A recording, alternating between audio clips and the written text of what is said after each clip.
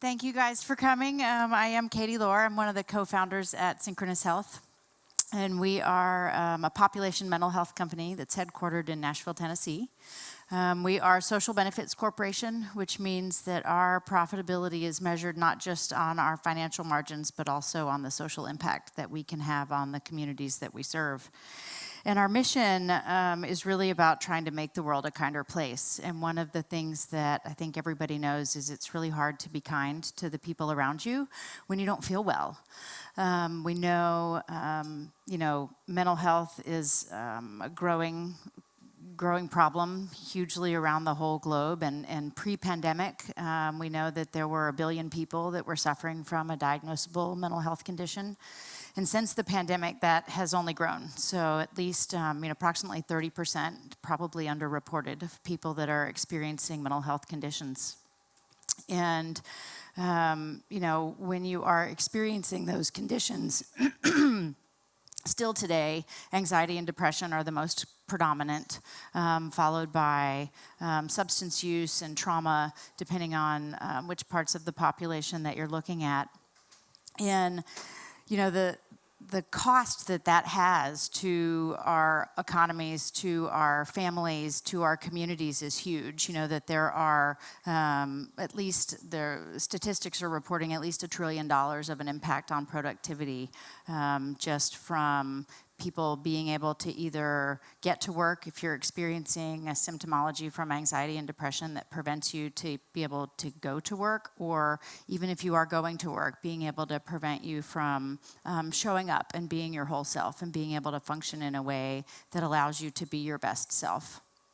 And so, part of the challenge in those experiences is we know that about 50% of people that experience a condition are actually going to seek help. So we have 1.3 billion people in the world that are experiencing a diagnosable condition. Only 50% of those people are going to seek help. And what if there isn't help when you go to look for it? So we know, and people have been talking about it even in the last couple of days, there's a huge shortage in provider capacity. We know that in some parts of the world, it's worse than others. Obviously, middle and low-income regions have even less capacity to provide a licensed clinician or somebody who has specific training to be able to serve those conditions. And even in areas where you have thriving communities, there may be 1 provider or 13 providers per 100,000 people. That means that you have a condition, you're experiencing depression or anxiety, and you actually want to go get help, but there isn't anybody that's going to be there to provide it for you.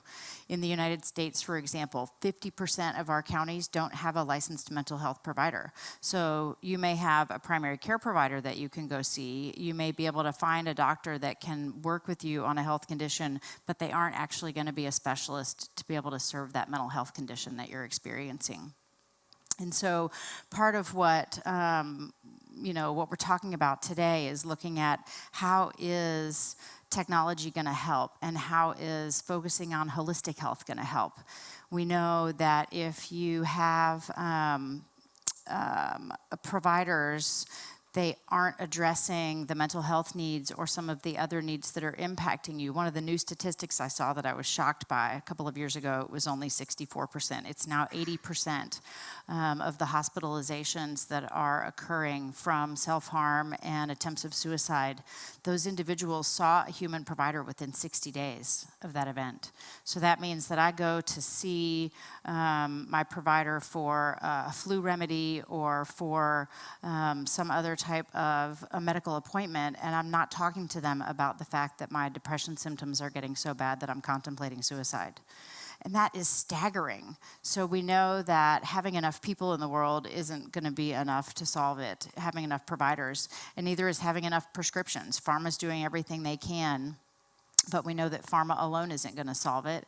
And we've heard plenty of people talking today, apps alone aren't going to solve it. You know, the most common self-help mental health apps that are in the Apple Store and the Google Store today, the top the top most popular ones turn over every month, and the engagement for those self-help apps alone is really low. So it's a short period of time. If I'm experiencing depression or anxiety, I may download an app to help me, but for me to sustain that more than a couple of weeks is pretty uncommon, 30 to 45 days.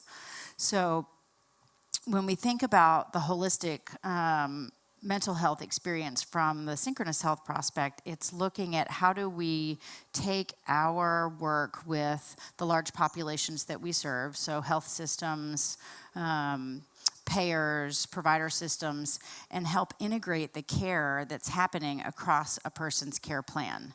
So you have, for us, the belief that your whole care is what's going to matter, and that's what's going to help you be able to integrate whether or not your mental health symptomology is impacting your medical health symptomology. And we know year over year, telemedicine's being utilized more and more often. So rural communities, uninsured communities, older adults, and minority populations are utilizing telemedicine more and more often. And so that means that we are going to be able to use technology to scale the availability and the accessibility as well as the quality of the care that's being provided.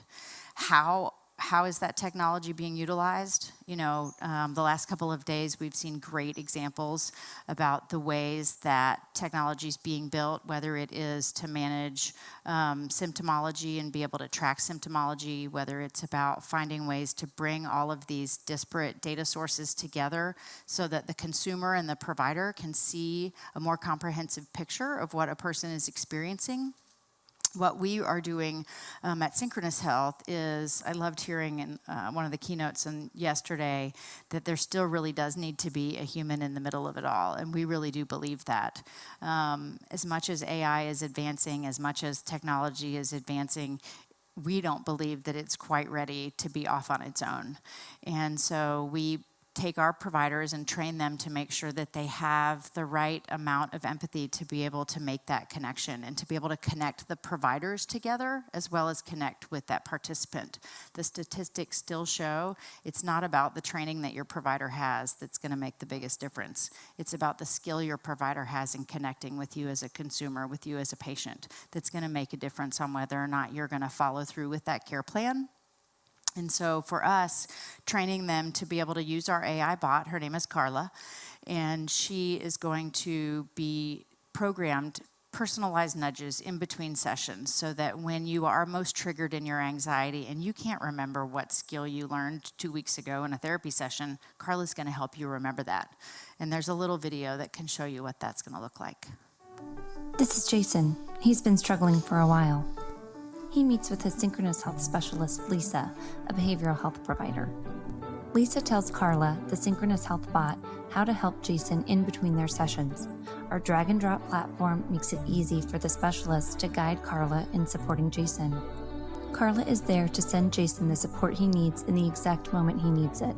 He can take the skills he learns in session and use them in life. So that gives you a little snippet of what it's going to mean. We can use the sensors on the devices to be able to read what it is that's going on with a person. And then Carla can help them remember in that moment that they might not otherwise remember, oh yeah, I do have a skill that I can practice. I do have something that was created just for me. And it was designed by a provider that I know and trust.